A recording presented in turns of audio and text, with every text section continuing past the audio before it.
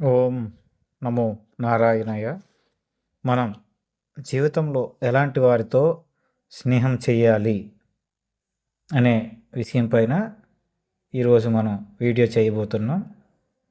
ఎందుకంటే మన జీవితంలో స్నేహితుల పాత్ర చాలా ముఖ్యమైనది. ఈ విషయంలో కాస్త మనం అవగాహన కలిగి ఉండాలి. అలాగే బాధ్యతాయుతమైన జీవితానికి మనం మనవంతుగా అవగాహన కలిగి ఉండడం మన బాధ్యత. భీష్ముడు 58 రోజులు అంపశయ్యపై ఉండి పాండవులకు ధర్మబోధ చేస్తున్నాడు. శ్రీకృష్ణ పరమాత్ముని సలహా మేరకు యుధిష్ఠిరుడు పాండవులు ధర్మ సందేహాన్ని నివృత్తి చేసుకున్నారు.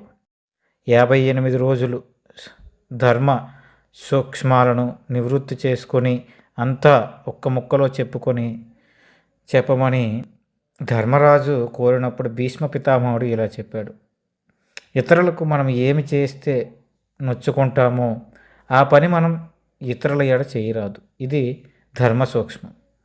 ఇలాంటివి ఎన్నో సూత్రాలు, నీతి కథలు భీష్ముడు పాండవులకు బోధించాడు.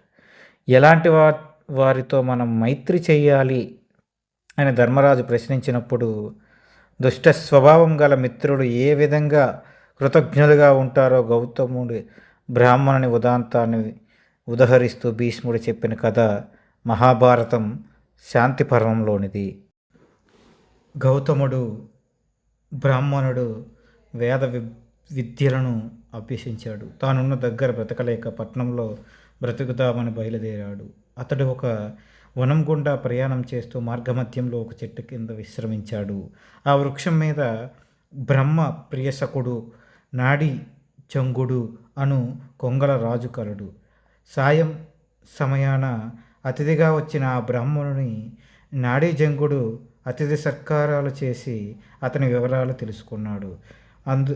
అతను, నేను గౌతముడు అనే బ్రాహ్మణులను ధన సంపాదన కోసం పట్టణానికి బయలుదేరానని చెప్పాడు. నాడీ జంగుడు ఆ బ్రాహ్మణుతో, ఇప్పుడు మనం మిత్రులమయ్యాం కదా, నీకు ధనం లభించే మార్గాన్ని చెప్తాను. ఇక్కడికి కొద్ది దూరంలో మేరువజ్రం అనే నగరం ఉంది. అక్కడ విరూపాక్ష అనే ఒక రాక్షస రాజున్నాడు. అతడి దగ్గరికి వెళ్ళు, అతను నా మిత్రుడు అని చెప్పగా, అయితే నేను పంపినట్టు అతని వద్ద నీవు చెప్పినచో నీకు కావలసిన ధనం అతను ఇస్తాడు. అక్కడికి వెళ్ళు, నీ పని సిద్ధిస్తుంది అని చెప్పగా, అక్కడ నుండి గౌతముడు విరూపాక్షుని వద్దకు వెళ్ళాడు. తాను నాడీ జంగుని మిత్రుడని చెప్పగానే అఖండ మర్యాదలు చేశాడు. అతడు మోయలేనంత ధనం ఇచ్చాడు. ఆ ధనాన్ని తీసుకొని గౌతముడు తిరిగి తన ఊరు వెళుతూ మధ్యలో కొత్తగా స్నేహం కుదిరిన నాడీ జంగుని కలుసుకున్నాడు. అప్పుడు అతన్ని చూసి నాడీ జంగుడు, బ్రాహ్మణ ధనప్రాప్తి వంశపారంపర్యంగాను, దైవ సంకల్పంగాను, సొంత ప్రయత్నం వలనో మిత్రుని వలనో కలుగుతాయి అన్నాడు. ఆ తర్వాత ఆ బ్రాహ్మణుడి రక్షణ కోసం అతని పక్కనే నిద్రించాడు. కానీ ఆ దుష్టబుద్ధి గల బ్రాహ్మణుడు తన ఆకలి తీర్చుకోవటానికి పక్కనే మండుతున్న కట్టెతో నాడీ జంకుని మట్టుపెట్టి ఆ మాంసాన్ని వండుకొని తినేశాడు. ఆ ధనం మూట కట్టుకొని తన ఊరికి బయలుదేరాడు. నాడీ జంగునికే రాజధర్మ అనే ఇంకో పేరు కూడా ఉంది. రాజధర్మ కనిపించకపోవడంతో విరూపాక్షుడు బాధపడుతూ తన కుమారుని పిలిచి, ప్రతిరోజు బ్రహ్మదర్శనం చేసుకున్న తర్వాత రాజధర్మ ఇంటికి వెళ్ళేటప్పుడు నాకు కనబడి కానీ ఇంటికి వెళ్ళేవాడు కాదు. గత 2 రోజులుగా అతడు నాకు కనిపించట్లేదు. కారణం ఏంటి అని తెలుసుకొని రమ్మని చెప్పాడు. విరూపాక్షుని కుమారుడు కొందరు రాక్షసులతో కలిసి అతను ఉండే చెట్టు దగ్గరికి వెళ్ళి పరిశీలించారు. అయితే అక్కడ నాడీ జంగుని అస్థికులు పడి ఉండటం గమనించి గౌతముడి పనేనని తలిచి అతన్ని వెంబడించి పట్టుకున్నారు. వారందరూ గౌతముణ్ణి రాజధర్ముని అస్థికల్ని విరూపుని వద్దకు తీసుకొని వెళ్ళారు. అది చూసి విరూపాక్షుడు కోపంతో బ్రాహ్మణుని ముక్కలు ముక్కలుగా నరికి తినేయండి అని ఆజ్ఞాపించాడు.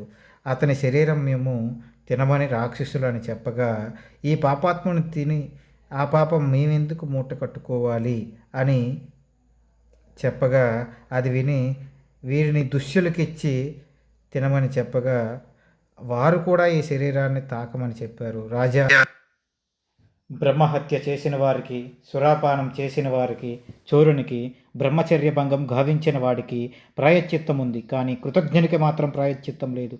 నరాధముడు, కృతజ్ఞుడు, మిత్రద్రోహి, క్రూరుడైన ఇతని శరీరాన్ని క్రూర మృగాలు, క్రిమికీటకాలు సైతం తినవని చెప్పారు.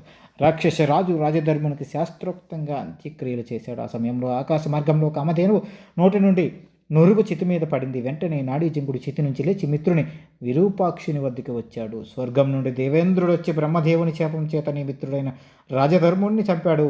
ఇందులో అతని తప్పేమీ లేదు. ఆ మాటలకు నాడీజింకుడు నా మిత్రుడైన గౌతముని కూడా బ్రతికించమని ఇంద్రుడిని ప్రార్థించగా వాటిని తిరిగి బ్రతికించారు.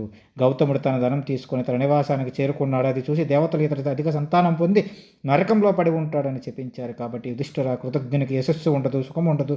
కృతజ్ఞుని ఎప్పుడూ నమ్మకూడదు. కృతజ్ఞతకి ప్రయశ్చిత్తం ఉండదు. మానవుడు ఎట్టి పరిస్థితుల్లోనూ మిత్రద్రోహం చేయకూడదు. మిత్రద్రోహం చేసినవాడు చిరకాలం ఘోరమైన నరకంలో పడి ఉంటాడు. మిత్రులు కావాలనుకున్న వారు మిత్రుని విషయంలో కృతజ్ఞుడై ఉండాలి. మిత్రుని పట్ల సమస్తము పొందవచ్చు. మిత్రుని వల్ల గౌరవం లభిస్తుంది. భీష్ముడు యుధిష్ఠిరునికి ఉపదేశించాడు. నేటి విద్యార్థులు, ఈ కథ ఒక హెచ్చరిక వంటిది. ఎవరిని పడితే వారిని స్నేహితులుగా స్వీకరించారు. కొత్తగా వచ్చిన వారిని విశ్వసించరాదని తెలుస్తుంది.